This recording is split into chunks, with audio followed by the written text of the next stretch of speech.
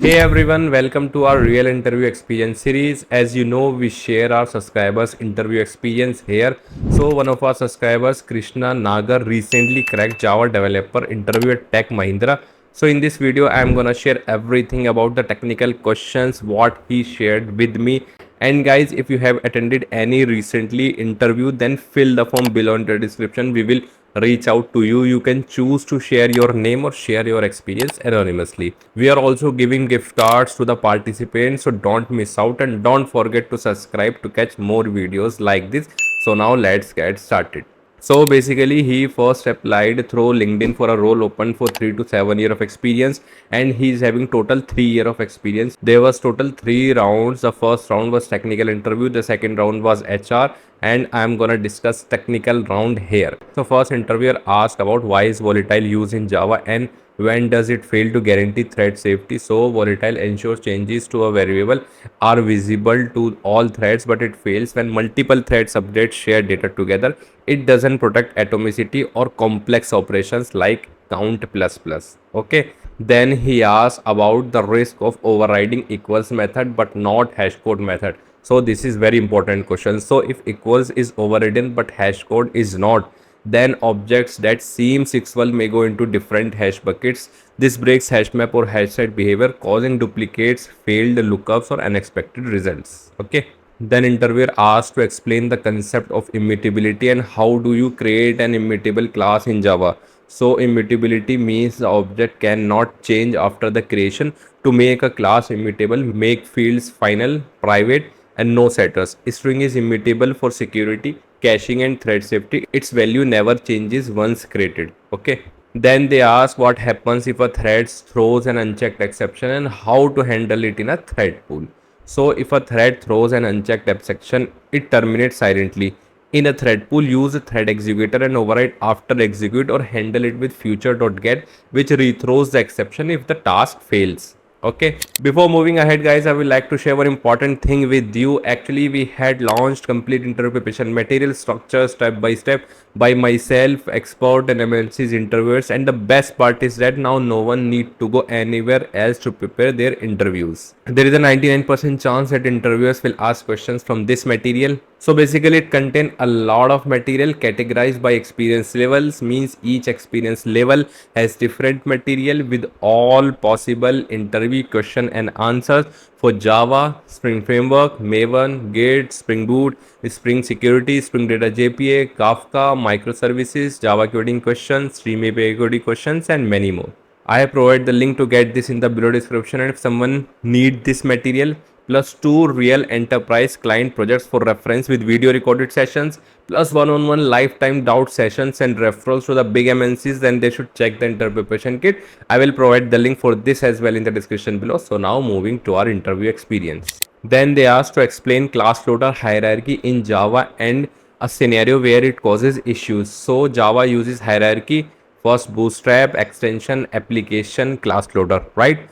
Custom class loaders can break this. A common issue is class not found exception or class cast exception when two class loaders load the same class differently, making them incompatible even if they seem identical. Okay.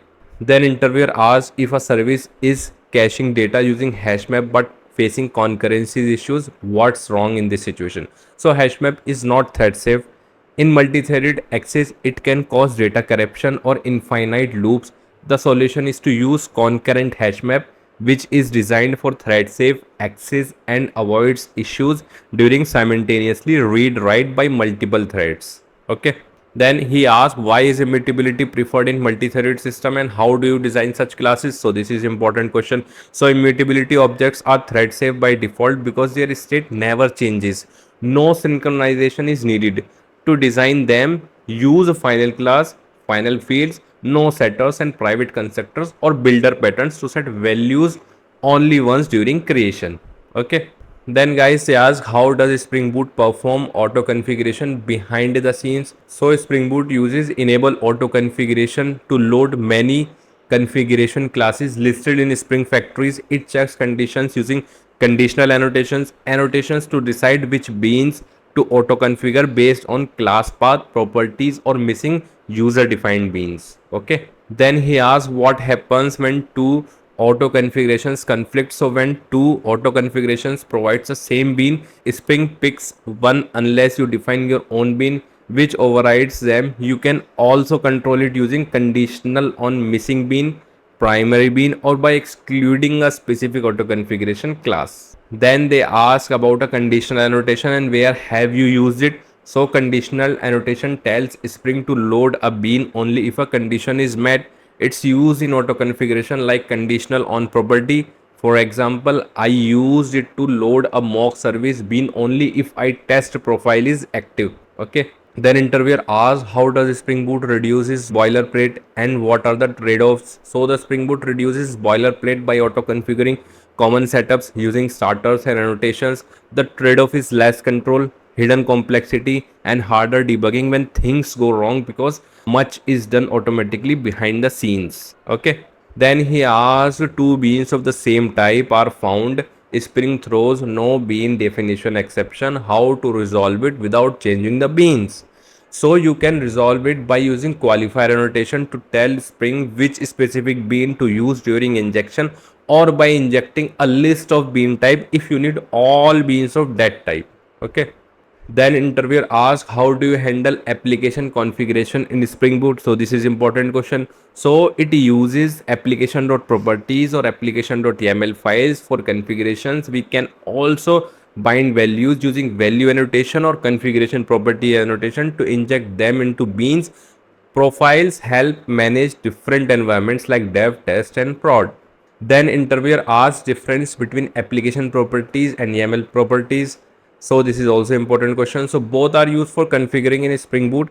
Application properties uses key value pairs as we all know, while application.yaml uses a clean tree like YAML structure. YAML is better for nested configs, but both serve the same purpose and are interchangeable. Then he asks the purpose of value annotation and configuration properties annotation.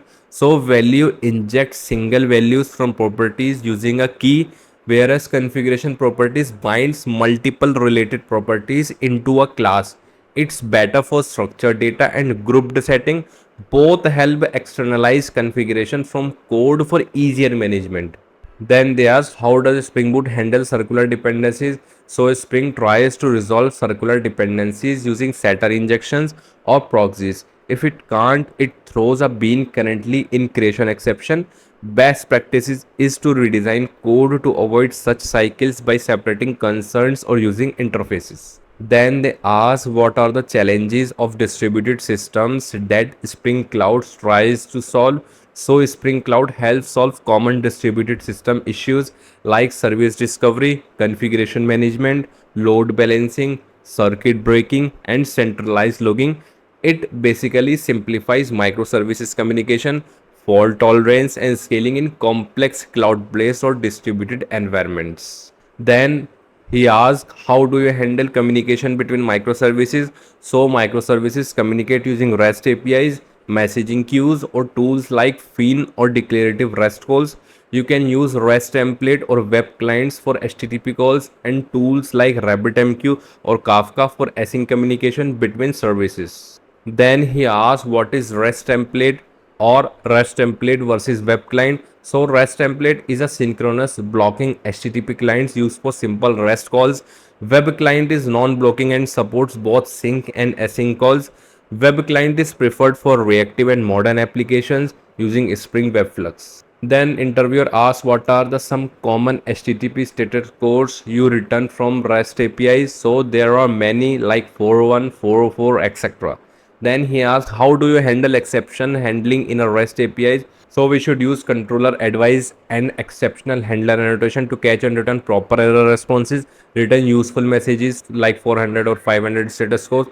This makes APIs more reliable, user friendly, and easier to debug when things go wrong. Then they ask what are DTOs and why should you use them. So DTOs means data transfer objects. They carries only required data between layers over the network. They prevent exposing internal entities, improve security, reduce payload size, and make APIs more flexible by separating API models from database models. Then he asks what are idempotent methods in REST. which HTTP methods are idempotent. So idempotent methods give the same results no matter how many times they are called. In rest, get, put, delete and head are idempotent. They don't create repeated changes if called multiple times with the same input. Then they ask, how do you propagate security tokens from API gateway to downstream services? So the API gateway captures a client's tokens and forwards it in the request headers, like authorization to downstream services. Services then validate the token to ensure secure and authenticated communication across the system. Then interviewer asks, how do you protect sensitive endpoints from the brute force attacks? So use rate limiting, captcha, account lockout after fail attempts and IP blocking. Tools like Spring Security with Bucket4j or API Gateway throttling help restrict repeated login or sensitive requests to stop brute force attacks. Then they ask, one of your microservices is down, how will you handle the failure gracefully? So we should use a circuit breaker like Resilience 4J to detect failures and avoid repeated calls, show fallback scenarios or cache data, also log the error and alert the team. This prevents full system crashes and improves user experience. Then interviewer asks, how do you implement pagination and sorting with Spring Data JPA? So the Spring Data JPA supports pagination and sorting using the pageable and sort interfaces. You pass these as method parameters in repository queries and Spring automatically handle page size, number and sorting based on the given fields. Then they ask, you have two entities, user and order. A user can have multiple orders. How do you map this relationship using annotations? So we should use one-to-many annotation in the user entity to represent multiple orders. In order entity, we should use many-to-one annotation to link back to the user. This defines a one-to-many relationship between user and order in JPA. So guys, this is all about Tech Mahindra interview experience. Please don't forget to check interview preparation kit. Thank you.